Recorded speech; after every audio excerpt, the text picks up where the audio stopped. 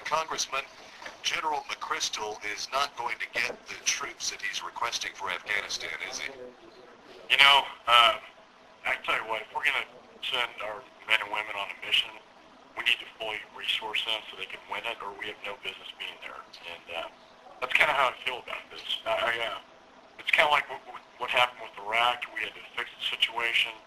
Gates Petraeus came up with a counterinsurgency plan, clear, hold, and build, and the surge, it worked. And in Afghanistan, although it's a very different situation, I do think that when McChrystal comes in and the experts in the military come in and say, this is what we need, I think we've got a responsibility to give that to him. And, he's asked for 40,000 additional troops and a counterinsurgency strategy. And I think and he says if we don't do this, he's very clear about it, if we don't do this, we're going to lose.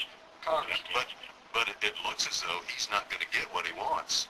Yeah. Biden has the ear of the president now, and Biden wants a completely different strategy. Yeah, now this president's going to go down as having lost one of the greatest conflicts we've had. Congressman, Remind the American people why Afghanistan is so important. when you start getting fire, you level the place. Yeah, Marcus Luttrell, the author of Lone Survivor, I don't know if you've read that book, but he makes it very clear that those rules of engagement are just really, really a bad policy. And getting back to McChrystal, though, this president disregards the top generals and commanders on the ground as to what they need to fulfill the mission. You have to ask yourself, what is the president's mission in Afghanistan now? He ran on a platform that this was the righteous war, that Iraq was wrong, that Afghanistan was the righteous war, and now he appears to be retreating from that. And that's a real concern to me, when given the fact that that's where Osama bin Laden was. That's where Al-Qaeda is today.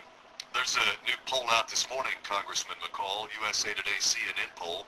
Half of all Americans oppose any more troops going to Afghanistan.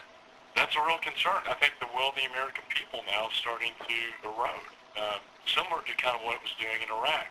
We turn that around. I think we have an opportunity here to turn this Afghanistan conflict around, but we got to do it right, and we got to listen to the generals and let them do their job. We can't repeat the same mistakes we made in Vietnam.